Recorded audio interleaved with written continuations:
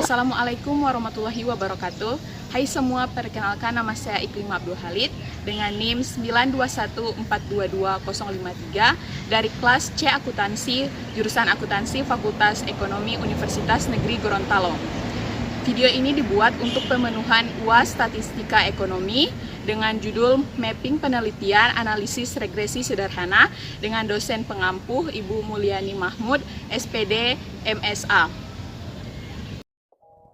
Baik, saya akan menjelaskan materi tentang regresi sederhana. Namun, sebelum mulai kita harus mengetahui terlebih dahulu, apa sih regresi sederhana itu?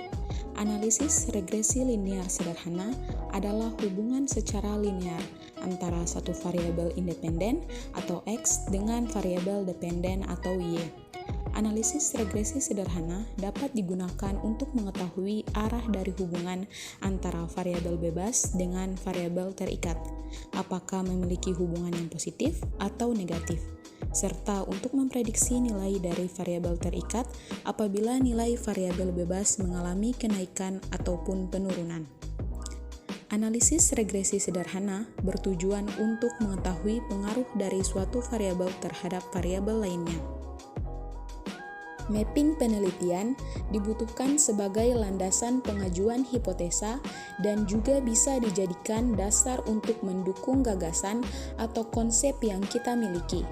Hasil mapping dapat dipergunakan sebagai dasar pengajuan hipotesa atau dugaan awal penelitian. Tahapan membuat mapping penelitian secara umum dapat dimaknai dengan langkah-langkah atau metode yang dilaksanakan oleh peneliti dalam melakukan studi literatur. Langkah-langkahnya adalah sebagai berikut. Yang pertama, menentukan judul penelitian. Saya mengambil contoh di sini, judul penelitiannya yaitu pengaruh bantuan modal terhadap pendapatan usaha mikro di masa pandemi COVID-19 bagi penerima BPUM di Kecamatan Sipatana pada tahun 2021. Kita lanjut ke bab 1 pendahuluan. Yang pertama, di sini ada rumusan masalah.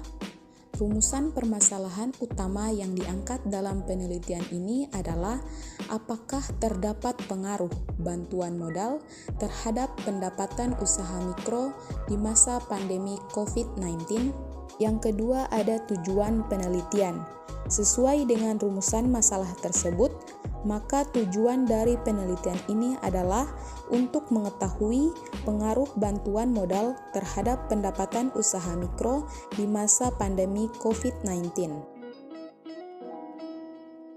Selanjutnya, masuk pada bab 2, kajian teori. Yang dilakukan pertama yaitu membuat hipotesis penelitian. Namun, sebelum mulai kita harus mengetahui terlebih dahulu definisi dari hipotesis itu sendiri. Hipotesis adalah jawaban sementara terhadap masalah yang masih bersifat praduga karena masih harus dibuktikan kebenarannya. Dugaan jawaban tersebut merupakan kebenaran yang sifatnya sementara, yang akan diuji kebenarannya dengan data yang dikumpulkan melalui penelitian. Bentuknya ada hipotesis nul atau H0, yaitu sengaja dipersiapkan untuk ditolak meski diragukan kehadirannya yang melawan hipotesis kerja. Dan hipotesis kerja atau HA, yaitu yang akan kita uji berdasarkan teori yang handal. Di sini contoh hipotesis penelitiannya yaitu H0, tidak ada pengaruh bantuan modal terhadap pendapatan usaha mikro di masa pandemi COVID-19 bagi penerima BPUM di Kecamatan Sipatana. HA, ada pengaruh bantuan modal terhadap pendapatan usaha mikro di masa pandemi COVID-19 bagi penerima BPUM di Kecamatan Sipatana. Jadi, kembali lagi, jika membuat hipotesis penelitian, itu disesuaikan dengan dugaan mana yang paling tepat untuk rumusan masalah penelitiannya. Kemudian masuk pada bab 3, metode penelitian. Yang pertama ada jenis penelitian. Jenis penelitiannya yaitu metode penelitian yang digunakan adalah menggunakan pendekatan kuantitatif, yaitu menganalisis adanya pengaruh antara variabel yang satu dengan variabel yang lainnya. Yang dimaksud metode penelitian kuantitatif adalah upaya seorang peneliti menemukan pengetahuan dengan memberi data berupa angka. Yang kedua ada desain penelitian. Desain penelitian dimaksudkan dalam memberikan suatu gambaran tentang hubungan antara variabel bebas X dan variabel terikat Y, di mana yang menjadi variabel bebas terdiri dari bantuan modal sedangkan variabel terikatnya adalah pendapatan. Nah, teman-teman bisa lihat sendiri seperti inilah bentuk desain penelitiannya, yaitu variabel bantuan modal berpengaruh terhadap variabel pendapatan. Yang ketiga ada variabel penelitian. Variabel penelitian adalah segala sesuatu yang berbentuk apa saja yang ditetapkan oleh peneliti untuk dipelajari sehingga diperoleh informasi tentang hal tersebut, kemudian ditarik kesimpulannya. Variabel penelitian terbagi menjadi dua, yaitu variabel bebas atau independent variable, biasa disimbolkan dengan huruf X, dan variabel terikat atau dependent variable, disimbolkan dengan huruf Y. Variabel bebas atau independent variable merupakan variabel yang mempengaruhi atau yang menjadi sebab perubahan atau timbulnya variabel terikat atau dependent variable. Sedangkan variabel terikat atau dependent variable merupakan variabel yang dipengaruhi atau yang menjadi akibat karena adanya variabel bebas atau independent variable. Variabel bebas atau independent variable dalam penelitian ini adalah bantuan modal, dan variabel terikat atau dependent variable dalam penelitian ini adalah pendapatan usaha mikro. Selanjutnya yang keempat ada definisi operasional variabel. Untuk menjelaskan variabel-variabel yang tadi, maka diperlukan definisi operasional variabel dari masing-masing variabel sebagai upaya pemahaman dalam penelitian. Operasional digunakan untuk menunjukkan jenis dan indikator dari variabel-variabel dalam penelitian. Sesuai dengan judul yang diangkat, dalam penelitian ini maka operasionalisasi atas variabel bebas dan variabel terikat dijelaskan dengan uraian dalam tabel sebagai berikut. Yang pertama, ada variabel bantuan modal X dengan definisi variabelnya. Modal adalah uang atau harta benda yang dipakai untuk menjalankan suatu usaha untuk mencari keuntungan dan menambah kekayaan dan sebagainya. Hutahean 2020. Variabel ini memuat indikator yaitu LN, jumlah penerima bantuan, dengan menggunakan skala rasio. Dan yang kedua ada variabel pendapatan Y. Dengan definisi variabelnya, pendapatan merupakan uang atau material lainnya yang diperoleh dari penggunaan modal atau kekayaan, atau juga jasa yang diterima oleh seseorang atau rumah tangga selama jangka waktu tertentu pada suatu kegiatan usaha. Arif 2019. Variabel ini memuat indikator yaitu LN jumlah pendapatan usaha dengan menggunakan skala rasio.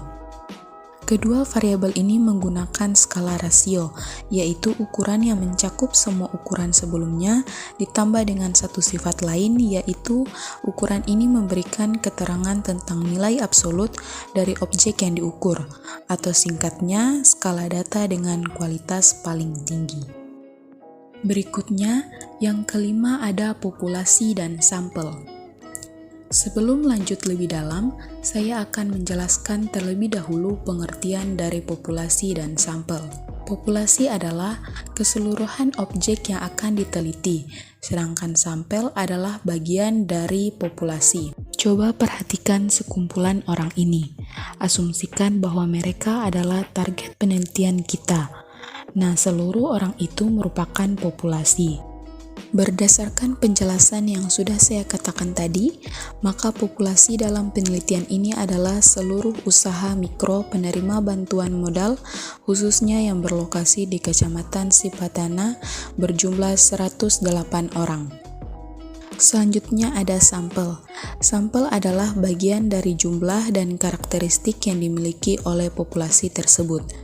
Jumlah sampel dalam penelitian ini berjumlah 36 sampel. Pengambilan sampel ditentukan dengan menggunakan metode Simple Random Sampling. Simple Random Sampling adalah pengambilan anggota sampel dari populasi dilakukan secara acak tanpa memperhatikan strata yang ada di dalam populasi ini. Ini merupakan teknik sampling yang paling sederhana tanpa memperhatikan status di antara anggota-anggota populasinya. Caranya harus membuat list tiap anggota yang akan dianalisis dan diambil menjadi anggota sampel. Kemudian kita masuk yang keenam. Di sini ada jenis atau sumber data. Jenis data yang digunakan dalam penelitian ini adalah data primer. Data primer adalah data basis atau utama yang digunakan dalam penelitian. Data primer yaitu jenis data yang dikumpulkan secara langsung dari sumber utamanya, seperti melalui wawancara langsung, wawancara tidak langsung, survei, pengisian kuesioner, observasi, eksperimen, dan sebagainya. Pada penelitian ini, dengan melakukan observasi langsung serta menggunakan lembar kuesioner yang dibagikan kepada penerima BPUM atau bantuan bagi pelaku usaha mikro di Kecamatan Sipatana. Yang ketujuh ada teknik pengumpulan data. Teknik pengumpulan data merupakan langkah yang paling strategis dalam penelitian ini, karena tujuan utama dari penelitian ini adalah mendapatkan data untuk mengumpulkan data yang diperlukan dalam penelitian ini.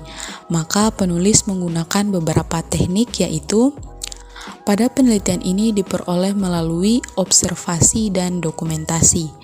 Yang pertama ada observasi. Peneliti menggunakan teknik observasi terstruktur. Peneliti menggunakan lembar observasi yang diberikan kepada penerima BPUM bantuan bagi pelaku usaha mikro di Kecamatan Sipatana. Dan yang kedua ada dokumentasi. Untuk dokumentasi pada penelitian ini yaitu berupa penerima BPUM atau bantuan bagi pelaku usaha mikro di Kecamatan Sipatana. Berikutnya yang ke-8 ada teknik analisis data. Teknik analisis data yang digunakan adalah dengan menggunakan pendekatan statistik deskriptif. Statistik deskriptif adalah statistik yang digunakan untuk menganalisis data dengan cara mendeskripsikan atau menggambarkan data yang telah terkumpul sebagaimana adanya, tanpa bermaksud membuat kesimpulan yang berlaku untuk umum atau generalisasi. Juga, analisis regresi sederhana adalah persamaan regresi yang menggambarkan dan menjelaskan pengaruh satu variabel bebas terhadap variabel terikat, di mana hubungan keduanya dapat digambarkan sebagai satu garis lurus.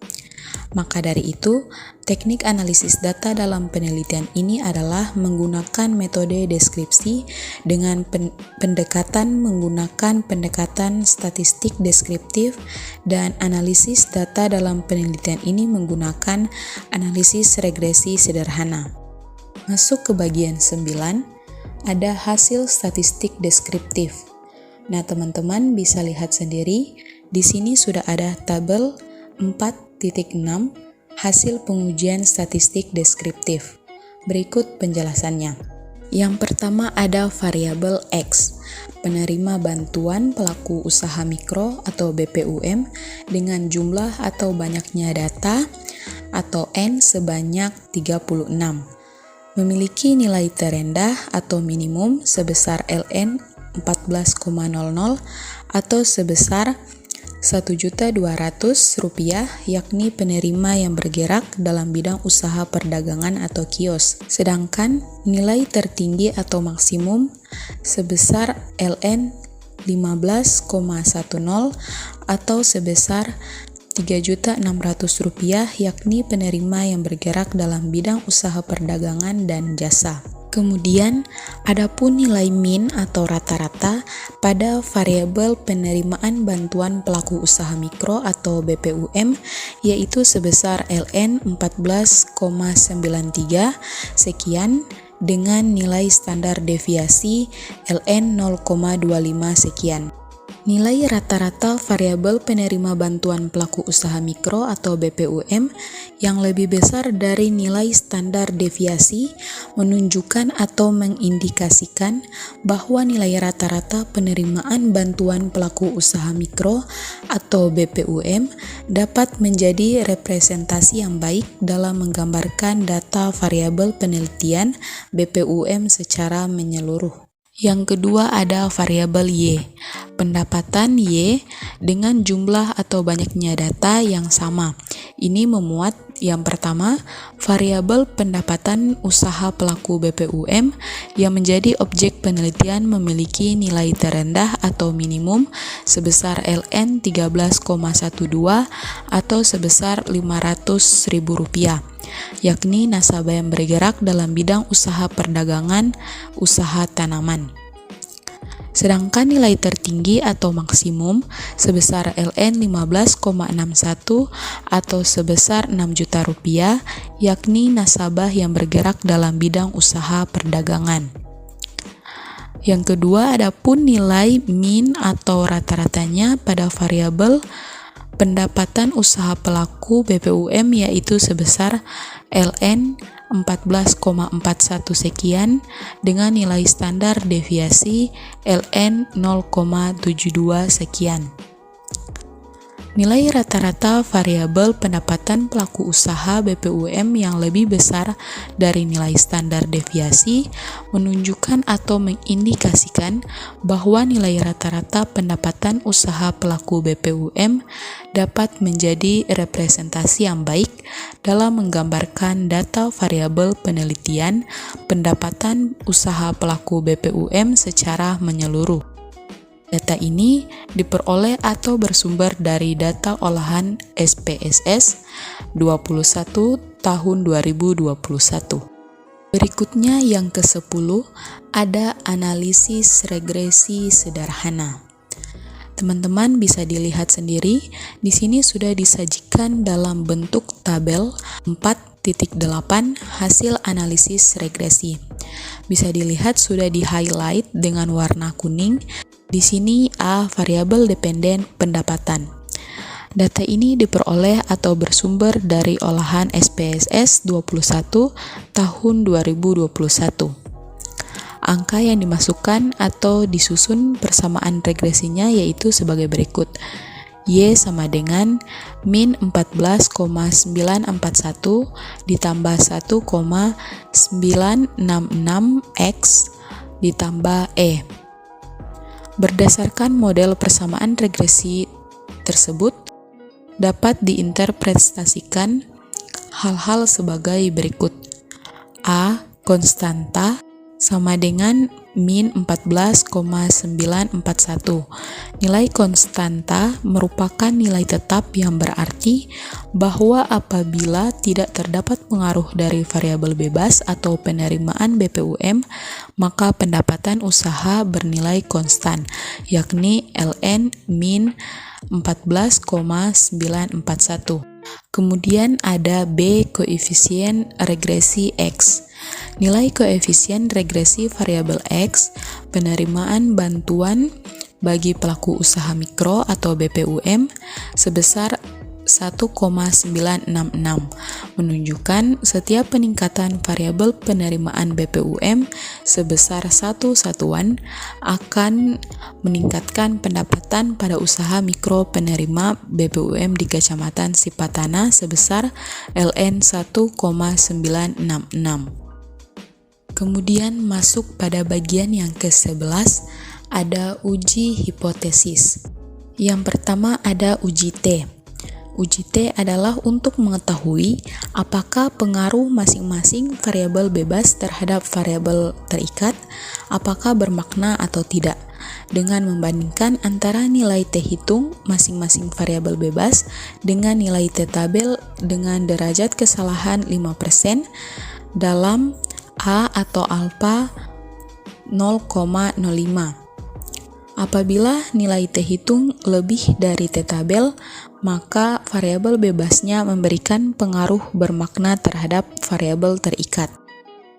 Nah, di sini teman-teman bisa lihat sudah disajikan dalam tabel 4.9 hasil pengujian hipotesis. Sudah di-highlight juga dengan warna kuning angka-angkanya. Pengaruh penerimaan BPUM terhadap pendapatan usaha mikro di masa pandemi COVID-19 pada pelaku penerima BPUM di Kecamatan Sipatana. Berdasarkan hasil analisis di atas menunjukkan bahwa nilai T hitung untuk variabel penerimaan BPUM diperoleh sebesar 5,400, yang berarti nilai tersebut lebih besar dari nilai T tabel yang sebesar 2,032 dengan nilai probabilitas yang diperoleh sebesar 0,000, yang berarti lebih kecil dibandingkan dengan nilai alfa 0,5, sehingga H0 ditolak dan HA diterima. Maka hipotesis yang menyatakan bahwa terdapat pengaruh dari penerimaan BPUM dengan pendapatan usaha mikro di masa pandemi COVID-19 pada pelaku penerima BPUM di Kecamatan Sipatana diterima. Sehingga dengan demikian dari itu dapat disimpulkan bahwa pada tingkat kepercayaan 95%, penerimaan BPUM berpengaruh positif dan signifikan terhadap pendapatan usaha mikro di masa pandemi COVID-19 pada pelaku penerimaan BPUM di Kecamatan Sipatana. Nilai T positif menunjukkan bahwa penerimaan BPUM mempunyai hubungan yang searah dengan pendapatan usaha mikro. Makna dari koefisien positif menunjukkan bahwa semakin besar jumlah modal BPUM yang diterima oleh pelaku usaha mikro, maka akan memberikan dampak yang baik dalam peningkatan pendapatan pada pelaku usaha mikro di Kecamatan Sipatana. Kemudian yang terakhir ada koefisien determinasi atau R⁻². Uji koefisien determinasi adalah digunakan untuk mengukur seberapa baik garis regresi yang diamati. Dalam hal ini mengukur seberapa besar proporsi variasi variabel dependen dijelaskan oleh semua variabel independen. Nah, teman-teman bisa lihat sudah disajikan tabel 4.10 hasil pengujian koefisien determinasi yang angkanya sudah di-highlight juga dengan warna kuning berjumlah 0,462. Di sini A prediktor konstan BPUM. Berdasarkan hasil analisis koefisien determinasi pada tabel ini, maka dapat dilihat bahwa diperoleh nilai koefisien determinasi untuk model regresi yang diamati menggunakan nilai R² adalah sebesar 0,462 atau 46,2%. Nah, nilai ini berarti bahwa variabel pendapatan usaha mikro di masa pandemi COVID-19 pada pelaku penerima BPUM di Kecamatan Sipatana dapat dijelaskan oleh variabel penerimaan BPUM X sebesar 46,2%, sedangkan sisanya sebesar 53,8% dipengaruhi oleh variabel lain yang tidak diteliti dalam penelitian ini. Itulah video dari saya. Semoga apa yang saya sampaikan dapat bermanfaat. Sekian, wassalamualaikum warahmatullahi wabarakatuh.